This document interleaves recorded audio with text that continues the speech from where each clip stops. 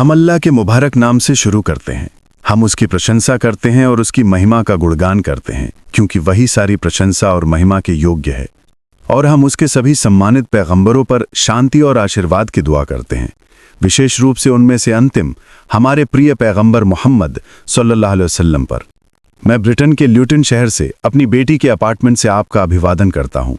यह शहर लंदन से लगभग 1 घंटे की दूरी पर स्थित है। आप सब पर शांति हो। अस्सलाम वालेकुम वरहमतुल्लाहि वबरकातुहू। हालांकि ल्यूटन में कुछ दिनों से मौसम धूप वाला था, लेकिन आज आसमान में बादल छाए हुए हैं।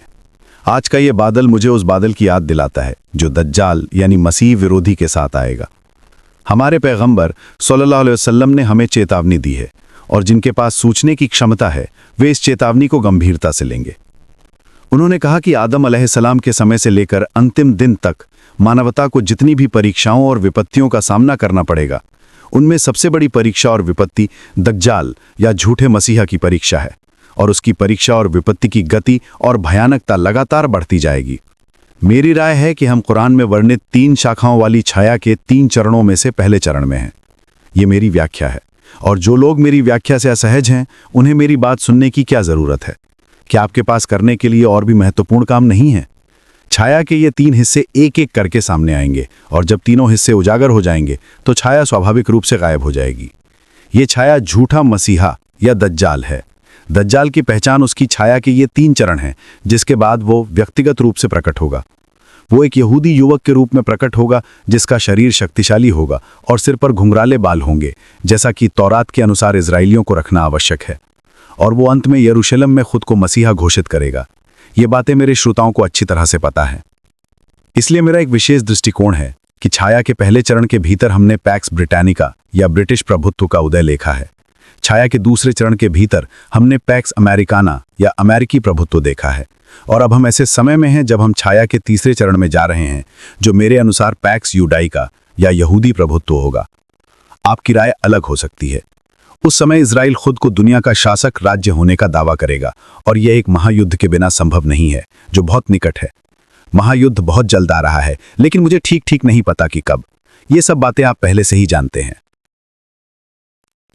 आज मैं जो आपके साथ साझा करना चाहता हूं वो ये है कि याद करें, जब पैगंबर सुलेमान अलैहिस्सलाम यरूशलेम से इजराइल की पवित्र भूमि से दुनिया पर शासन कर रहे थे, तो अल्लाह ने उनकी परीक्षा ली और उनके सिंहासन पर किसी ऐसे को बिठाया जिसे जसद के रूप में वर्णित किया गया है।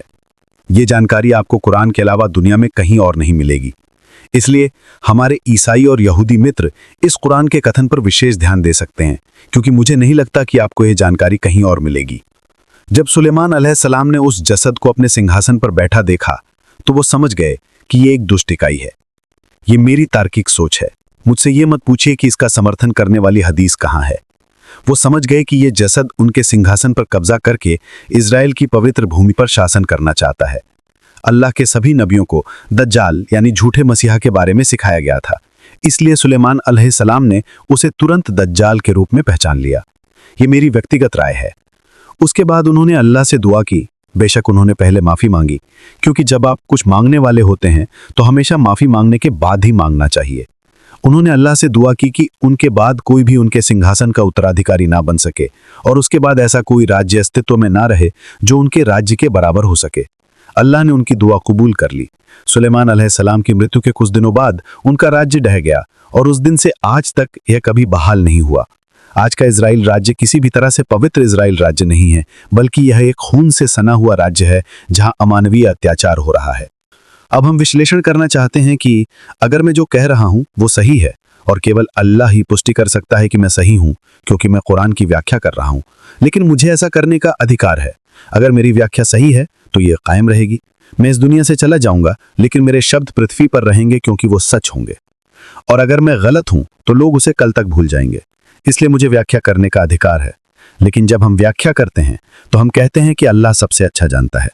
हम कभी भी अहंकार पूर्वक व्याख्या नहीं करते या लोगों के बीच विभाजन पैदा करने की कोशिश नहीं करते, क्योंकि यह एक बहुत बुरा काम है। तो अगर मैं सही हूं कि दज्जाल ही वो जसद है, तो इसका क्या महत्व है?